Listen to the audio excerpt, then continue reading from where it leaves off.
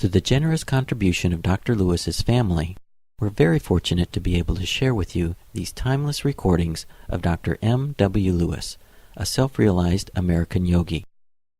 Dr. Lewis was Paramahansa Yogananda's first American disciple and dearest personal friend. The wisdom Dr. Lewis imparts through these teachings will give you a dynamic and practical insight into the ancient science of yoga as taught by Paramahansa Yogananda. This lecture's title is Can Man Hasten His Evolution? And was delivered in San Diego, California on August the 16th, 1959. Subject this morning, can man hasten his evolution?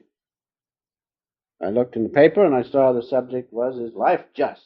Well, I thought I handled that last Sunday pretty well, but evidently I didn't or something. But I'm prepared this morning to take care of this subject, so I guess we'll have to do it. Can man hasten his evolution? In other words, the subject is evolution. And it's a very important subject because according to the speed in which we evolve, the sooner we're going to get out of this delusion, whose outward consciousness, and enjoy the freedom in God's great bliss, His love, His peace. So we must know a little something about evolution. I'm not going to say too much about it because I don't know very much about it. And it's an intricate subject. But there are a few key points which we all should know. And those few key points I'll give you just briefly. In the first place, we all know that the Earth revolves around the sun and other planets revolve around the sun. And the sun with its planets revolves around its dual. As I understand it, some star in the Milky Way. Well, that's a long ways off. But the point is that evolution is going on because this Earth is revolving around the sun. And the sun and its planets is revolving around its dual so that at the end of 12,000 years, that's all, 12,000 years, our sun and its system, of which we are a part, our Earth, is nearest to the supreme spiritual center of the universe. Now, in another 12,000 years, it returns back on its orbit to the point 12,000 years distant from that supreme center, spiritual center of the universe. That's the important thing to remember. Now, as it comes up again toward that nearest point toward the supreme center, which we'll imagine here, it passes through different eras. First 20th of the cycle on this side of the most distant point is known as Kali Yuga. Now, in that time, the Earth being the greatest distance from the spiritual center, Dharma or mental virtue is very weak. You just know that the Dark Ages, which we have left behind us not too long ago, spiritual things were hardly thought of. That is, man could not comprehend the real mental virtue.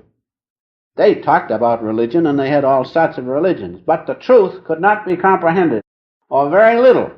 Now the swing is upward toward the peak where we will reach the point nearest the supreme spiritual center of the universe.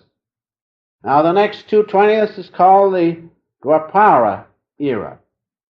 And in that time, as we come up, men will be able to understand the electricities of this universe. We're in that era now.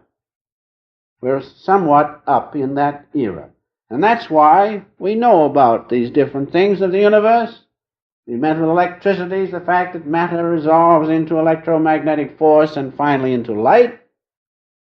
And then the next 3/20ths is the Tetra Yuga, and there man will be able to understand the magnetic qualities and mental qualities, so that the things which seem quite difficult to us are easily understood. And then the last 420s, I think I've got the figures correct, the last 420 is known as the Satya Yuga. It will be easy for men to understand spiritual things. So this cycle goes on. And it's easier to understand about God and such things. Down we come again to the lowest point. It goes on and on. Now, not everybody gets out, even at the top part. So if we can speed up our evolution by the science of yoga, especially pranayama, kriya yoga, we can, instead of waiting the million years it takes to eradicate the ego consciousness or the soul consciousness which has become attached to this body and this universe, known as the ego, we can, by this particular science, even in one lifetime, eradicate the ego or attain 1,000,000 years of evolution. Think of it. It can be done in 3 years. But that's a difficult task, because to do it, it has to be done absolutely correct, and there cannot be any bad karma or serious karma within us in order to do that. But we'll all be satisfied, I'm sure, to attain it in a lifetime of 20 years, say. And so this is a very important subject, this evolution, especially when the Lord has sent us, through our master and other great masters of India, this science of yoga, especially kriya yoga, pranayama, kriya yoga. Pranayama simply means prana and yama, the control of prana, which is life force in the body. And that life force is the same force which comes from the sun, the same force which comes from the infinite Father, the same force which moves all things, the same force which operates this vehicle, whereby, if we properly evolve, we can attain not a